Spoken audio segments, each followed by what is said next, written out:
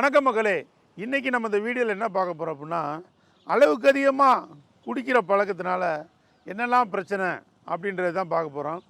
அதாவது குடிப்பழக்கம்ன்றது ஒரு அளவோடு இருக்கிற வரைக்கும் அவங்களுக்கு பிரச்சனை இல்லை. அதாவது அளவோடு குடிச்சிட்டு அவங்கவுங்க வேலைகளை பார்த்துக்கிட்டு இருந்தாங்கன்னா அது ஒரு பிரச்சனையாகவே யாரும் கருதுறதில்ல. உண்மையிலே அது பிரச்சனை இல்லை தான். அளவுக்கு அதிகமாக குடிக்கிறனால என்ன ஆகுது அப்படின்னா, அவங்க பொருளாதார நஷ்டம், அதே போல் அவங்க உடல் ரீதியான பிரச்சனை, மன ரீதியான பிரச்சனை, உங்களுக்கு குடும்பத்தில் எல்லாம் பிரச்சனை, உறவின் முறையில் பிரச்சனை, நண்பர்கள் வட்டாரத்தில் பிரச்சனை, இது போன்ற பல பிரச்சனைகள் உருவாகிறனால அளவுக்கு அதிகமாக குடிக்கிறவங்கள நம்ம குடிகாரன் அப்படின்னு சொல்கிறோம். அளவோடு குடிச்சிட்டு அவங்கவுங்க வேலைகளை கரெக்டாக பார்த்துட்டு போயிட்டாங்கன்னா அவங்கள நம்ம இந்த லிஸ்ட்டில் சேர்க்குறதில்ல. இதுதான் நம்ம கான்செப்ட்டு. தொடர்ந்து பார்த்தீங்க அப்படின்னா, ஒரு நண்பர் அவர் அளவுக்கு அதிகமாக குடிப்பழக்கத்துக்கு ஆளாயிட்டார். ஏன் இவ்வளோ தூரத்துக்கு இந்த பையன் குடிக்கிறான், எதனால் டெய்லி குடிச்சிக்கிட்டு இருக்கான் அப்படின்னு அவங்க அப்பா ரொம்ப ஃபீல் பண்ணுறாரு. ஃபீல் பண்ணும்பொழுது அந்த பையனோட நண்பர்கள்ட்ட பூரா விசாரிக்கிறாரு. என்னப்பா டெய்லி நைட் ஆச்சுன்னா 24 நிறைய போதையில் வர்றேன், இந்த மாதிரி அதிகமாக தண்ணி சாப்பிட்டுட்டு வரானே, நானும் எவ்வளோ பேரை பார்த்துருக்கேன், நீங்களாம் டீசெண்டாக வர்றீங்க போகிறீங்க, உங்களை ஒருமே நான் சொல்கிறதும் கிடையாது, ஏன் இந்த பையங்களோட சேர்ற வைக்கிறேன் அந்த மாதிரிலாம் எதுவும் நான் கண்டிக்கிறேன் கிடையாது, எதுவுமே பண்ணுறது இல்லையே. ஆனால் இந்த பையன் அளவுக்கு அதிகமாக குடிக்கிற பார்த்தோம்னா எனக்கு ரொம்ப பயமாக இருக்குப்பா. இவனுக்கு ஃப்யூச்சரில் ஒரு கல்யாணம் பண்ணி வைக்கணும். இப்போது எனக்கும் வேறு ஒரே பையன், நிறைய சொத்து சுகங்கள்லாம் இருக்குது. அவனுக்கு ஏதாச்சும் ஒரு தொழில் ரீதியாகவோ அவன் என்ன விரும்புகிறானோ அதை அவனுக்கு பண்ணி கொடுத்து அவன் வாழ்க்கையில் அவனும் ஒரு ஸ்டெடியாகி ஒரு முன்னேற்றத்துக்கு வரணும், இந்த சமுதாயத்தில் ஒரு ஆளாக இருக்கணும்னு ஆசைப்பட்றேன். நான் ஒரு அளவுக்கு மீறி அவன்கிட்ட எதுவும் சொல்ல முடியல, எதுவும் வருத்தப்படுவானோ அப்படின்னு எனக்கு ஃபீலிங்காக இருக்குது. அதனால் கொஞ்சம் எதுக்காக இந்த பையன் அளவுக்கு அதிகமாக குடிச்சிக்கிட்டு இருக்கான்றத கொஞ்சம் நீங்கள் ஃப்ரெண்ட்ஸாக கேட்டுட்டு எனக்கு ஒரு தகவலை சொல்லுங்கள். நான் அவனுக்கு என்ன பிரச்சனைனாலும் நான் சரி பண்ண தயாராக இருக்கேன் அப்படின்னு அவங்க அப்பா சொல்கிறாரு. உடனே ஓகே அங்கிள், நான் பார்த்து சொல்கிறேன் அங்கிள், எதுவும் நினச்சிக்காதீங்க, எதுவும் வருத்தப்பட்டுருக்கிறாங்கன்னு அவங்க ஃப்ரெண்ட்ஸ் சர்க்கிளில் 2 பேரும் சொல்கிறாங்க. சொல்லிவிட்டு மறுநாள் இந்த பையன் வெளியில் வர்றான், இந்த பசங்களோட சேர்றான், நல்லா ட்ரிங்க்ஸ் பண்ணுறான், எல்லாம் பண்ணுறான், வெளியூர் போகிறான், காசு எடுத்து செலவழிக்கிறான், எல்லாம் பண்ணிகிட்டு இருக்கான். பண்ணும் பொழுது இந்த பசங்கள்லாம் கூப்பிட்டு கேட்குறாங்க, டேய் இங்கே வா, நாங்களும் குடிக்கிறோம், ஒரு லிமிட்டாக குடிக்கிறோம், உன்னோட சேர்ந்து தான் குடிக்கிறோம், எங்களுக்கே தெரியுதுடா நீ அளவுக்கு அதிகமாக மது அருந்திக்கிட்டு இருக்க, உங்கள் அப்பாவுக்கு நாலேஜுக்கு இது போயிடுச்சு, அவருமே என்றைக்குமே ஒரு வாரத்தையும் உன்கிட்டையும் சொல்ல மாட்டார், ரொம்ப அளவுக்கு அதிகமாக கண்டித்து நாங்களும் பார்த்ததில்ல, எங்கள்கிட்டையும் ரொம்ப மரியாதையாக டீசெண்டாக நடந்துக்குருவார், ஆனால் எங்களை கூப்பிட்டு சொல்கிற அளவுக்கு ஒரு நடவடிக்கை இருக்குடா, நேற்று இந்த மாதிரி உங்கள் அப்பா சொன்னார், அவனுக்கு என்ன பிரச்சனைனாலும் அந்த பிரச்சனையை நான் சரி பண்ணி விட்றேன், என்னால் முடிஞ்ச வரைக்கும் அவனை குடிக்காமல் மட்டும் இருக்க சொல்லுங்கள், அந்த ஒரு ப்ராமிஸ் மட்டும் நீங்கள் வாங்க போதும் அப்படின்னு சொல்கிறாரா. உனக்கு என்ன தான் பிரச்சனை, நீ எதாக இருந்தாலும் சொல்லு, உனக்கு கிடைச்ச அப்பா மாதிரி எங்களுக்கெல்லாம் கிடைக்கலடா, நீ என்ன கேட்டாலும் கொடுக்குறாரு, நீ குடிக்கும் மற்ற விஷயங்களுக்கும் நீ செலவழிக்கிற, அப்படி இருந்தால் அவர் ஹெல்ப் பண்ணி கொடுத்துக்கிட்டு தான் இருக்கார். காசு பணத்தை பொறுத்த வரைக்கும் எல்லாமே செய்கிறாரு. ஒரு படிப்போ எதுனாலும் சரி, பைக்கு கேட்டால் பைக் வாங்கி கொடுக்குறாரு, கார் கேட்டால் கார் வாங்கி எல்லாமே பண்ணி கொடுத்துருக்காரு. இவர்கிட்ட ஏன்டா நீ மறைக்கிற, எங்களுக்கு இப்படி ஒரு அப்பா கிடைக்கலையே அப்படின்னு நாங்கள் ஃபீல் பண்ணுறோம்டான்னு இவன்கிட்ட எந்த அளவுக்கு சொல்லி புரிய வைக்கணுமோ அந்த அளவுக்கு சொல்லி புரிய வச்சு சென்டிமெண்ட்டாக அந்த உண்மையான விஷயங்களை சொல்லி இவனை கன்வின்ஸ் பண்ணுறாங்க. என்ன பிரச்சனைன்றது நீ சொல்லு, அதுவே எனக்கு போதும் அப்படிங்கிறாங்க.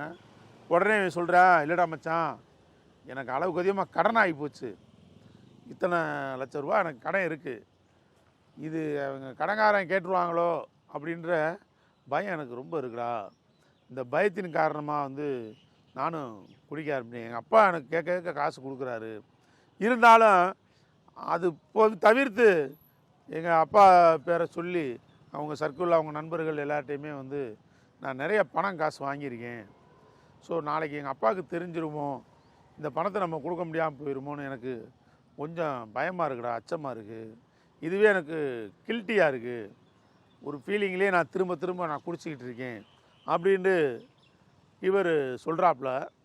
உடனே டேய் இதானடா மேட்ரு, உங்கள் அப்பா என்ன கடை உனக்கு செய்ய தயாராக இருக்காரா, ஏன்டா நீ வந்து அவர்கிட்டே கேட்டு வாங்கினா, நீ ஏற்கனவே அக்கம் பக்கத்துலாம் காசு வாங்கி இந்த மாதிரி சொல்லு. இல்லைடா மச்சான், எனக்கு வந்து நீங்கள் தான் சாப்பிட்டு போயிடுறீங்க, அதுக்கப்புறம் எனக்கு ஒரு மாதிரியாக தனிமையாக உணர்றேன், அதனால் திரும்ப நான் சரக்கு சாப்பிட ஆரம்பிச்சிடுறேன் வரத பசங்களோட, நீங்கள்லாம் கண்டிப்பீங்கன்ட்டு உங்களை ஒரு லிமிட்டோடு கழட்டி விட்டுட்டு நான் சாப்பிட்றேன், இந்த மாதிரி நான் உண்மையை சொல்லிடுறேன். சொன்ன உடனே சரிடா நான் அவங்க அப்பாவோட பேசுகிறேன்டா அப்படின்னு சொல்லிட்டு இவங்களும் அவங்க தகப்பனார்ட்ட போய் பேசுகிறாங்க.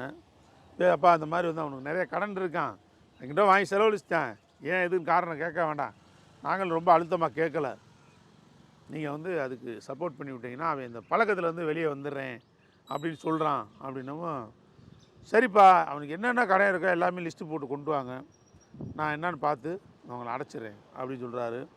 இவனுமே வந்து ப்ராமிஸ் கொடுத்துட்றேன், இந்த கடனை பூரா கட்டிட்டேன்னா இனிமேல் நான் குடிக்கவே மாட்டேன்டா மொத்தத்தில் அப்படிங்கிற மாதிரி சொல்கிறேன். டேய் நாங்களும் குடிக்கிறவங்க தான், என்னோடு சேர்ந்து நீங்கள் குடிக்கணும்னு எங்களுக்கு ஆசை தான், ஆனால் நீ உன்னையை பொறுத்தவரை குடிக்க வேண்டாம், ஏன்னா நீ வந்து அளவுக்கு அதிகமாக தொட்டேன்னா சாப்பிட ஆரம்பிச்சிடுறேன், நாங்கள் லிமிட்டாக சாப்பிட்டு போயிடும், அதனால் நீ குடிக்காமே இருக்கிற பெஸ்ட்டுடா தம்பி அப்படின்னு அவன்கிட்ட ப்ராமிஸ் வாங்கிடுறாங்க.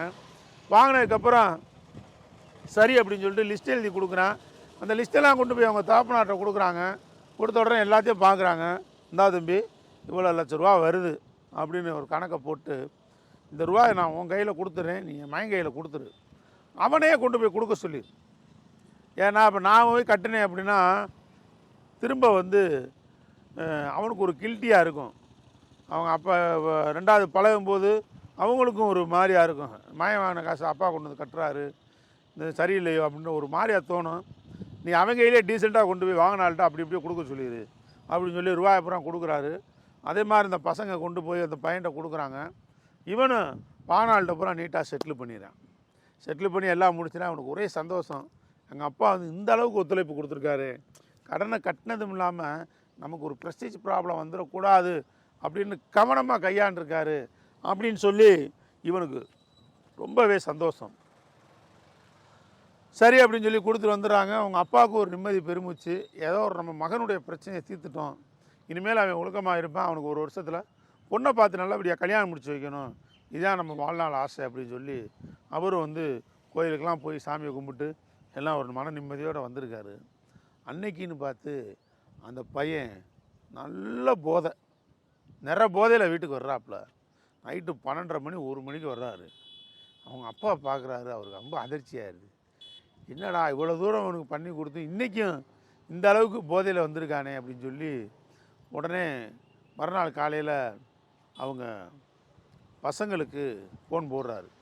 அந்த ஃப்ரெண்ட்ஸ் இருக்காங்கல்ல அந்த பசங்களுக்கு ஃபோன் போட்ட உடனே, என்னடா நேற்றுமே இந்த கடனை கட்டிட்டானா இல்லையா, என்ன செஞ்சேன் அப்படின்னா, இல்லைப்பா எல்லாத்தையும் கடனை கட்டிட்டானே, எங்கள்கிட்ட எல்லாமே சொல்லிட்டான், சரி என்னன்னு கேட்குறோம்ப்பா அப்படின்னு சொல்லி இந்த பையன் ஃபோன் பண்ணி வாடான்னு சொல்லி கூப்பிட்டு கேட்குறாங்க.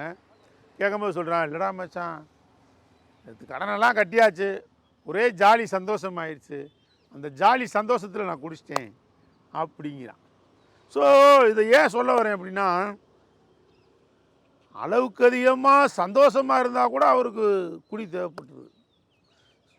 காரணம் அவருக்கு வந்து ஏதாவது ஒரு காரணம் தேவைப்படுது, அந்த காரணத்தை சொல்லி குடிக்கிறார். கடன் இருக்குது அப்படின்னு சொல்லி பிரச்சனை அப்படின்னு சொல்லி அவர் குடித்தார், கடனை கட்டியாச்சு, கடனை கட்டின சந்தோஷம் ஆயிடுச்சு, கடனெல்லாம் கட்டியாச்சு அப்படின்னு சொல்லி திரும்ப குடிக்கிறார். ஸோ இது எதில் எடுத்துக்கிறேன் அப்படின்னா, இவர் அசல் முழு குடிகாரன், இதை தவிர்த்து வேறு ஆப்ஷனே அவருக்கு சொல்ல முடியாது. காரணம் என்னென்னா, குடிகாரன் ஆகிறதுக்கு ஒரு சில தகுதிகள் இருக்குது பார்த்தீங்களா, அளவுக்கு அதிகமாக குடிக்கிறது, இப்படி நிறைய தகுதிகள் இருக்குது. அந்த தகுதியில் இதுவும் ஒன்று. காரணம் சொல்லி எவன் குடிக்கிறானோ அவன் முழு குடிகாரன் தான், இதில் மாற்றுக்கிறதுக்கு இடமில்லை. நல்லா தெரிஞ்சுக்கங்க, உங்கள் ஃபேமிலியில் ஒரு பையன் குடிக்கிறான் அப்படின்னா, அதுவும் அளவுக்கு அதிகமாக குடிக்கிறான் அப்படின்னா, அந்த பையன் வந்து ஏன்டா குடிக்கிற அப்படின்னும்போது, எங்கள் ஓனர் வந்துட்டாரு அதனால் இன்னைக்கு குடித்தேன், நான் வேலைக்கு போகிற இடத்துல ஒரு சின்ன தகராறு ஆயிடுச்சு அதனால் நான் குடித்தேன், என் ஃப்ரெண்டுக்கு குழந்தை பிறந்திருக்கு அதனால் நான் குடித்தேன், என் ஃப்ரெண்டு மேரேஜு அதனால் நான் குடித்தேன் அப்படின்னு எனக்கு ஆசைப்பட்டேன், நான் குடித்தேன்னு சொல்லாமல் எவன் ஒருத்தன் காரணத்தை சொல்கிறானோ, இந்த காரணத்தினால தான் நான் குடித்தேன், இந்த காரணத்தினால தான் நான் குடித்தேன்னு ஒரு காரணத்தை சொல்கிறானோ அவன் அசல் குடிகாரன். குடிக்கணும்னு தோணுச்சு, குடித்தேன்ப்பா அப்படின்னா கூட அவரை வேறு லிஸ்ட்டில் எடுத்துக்கலாம். ஸோ காரணம் சொல்லி மறைச்சு நியாயத்தை கற்பித்து இந்த குடியை குடிக்கிறான் அப்படின்னா, அதுவும் அளவுக்கு அதிகமாக குடிக்கிறான் அப்படின்னா அவன் முழு குடிகாரன். அதுதான் இந்த குடி அப்படின்றதில் இது ஒரு கான்செப்டாக நம்ம எடுத்துக்கிற வேண்டியது.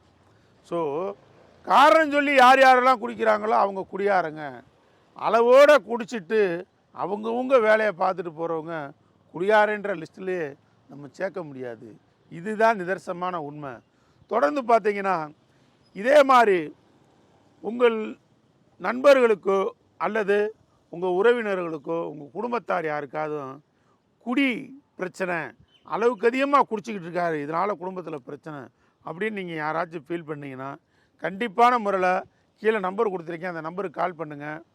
நீங்கள் ஒரு குடி பிரச்சனை அப்படின்னு சொல்லி இந்த பிரச்சனையிலேருந்து நான் வெளியே வரணும்னு நினைக்கக்கூடிய நண்பர்களுக்கு இலவசமாகவே நம்ம இந்த குடி பிரச்சனையிலேருந்து அவரை கொண்டு வந்துடலாம். 10 பைசா செலவு கிடையாது. அவருக்கு தேவை முழு விருப்பம். இந்த முழு விருப்பம் இருந்தாலே அவரை கொண்டு வந்துடலாம். அதே போல் குடி எனக்கு பிரச்சனை இல்லை அப்படின்னு சொல்கிற நபர் அளவுக்கு அதிகமாக குடிச்சிக்கிட்டு தான் இருக்கார், இதை நாங்கள் கண்ணால் பார்க்குறோம் அப்படின்னு அந்த குடும்பத்தார் ஃபீல் பண்ணிங்க அப்படின்னா கண்டிப்பான முறையில் அவருக்கு விருப்பம் இல்லாட்டினாலும் அவரை எப்படியாவது வெளியே கொண்டு வரணும்னு நீங்கள் ஆசைப்பட்டீங்கன்னா அதுக்கும் வழி இருக்குது. இந்த நம்பருக்கு கால் பண்ணுங்கள்.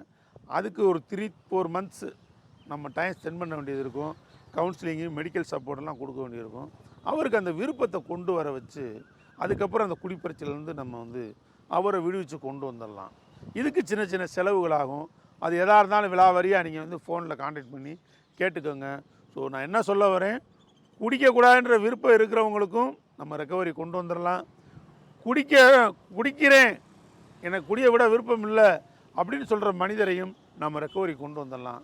தொடர்ந்து இந்த சேனலை ஃபாலோ பண்ணுங்கள், பெல் ஐக்கானை கிளிக் பண்ணி வச்சுக்கோங்க, தொடர்ந்து சப்ஸ்கிரைப் பண்ணி வச்சுக்கோங்க. தேங்க்யூ, பாய்.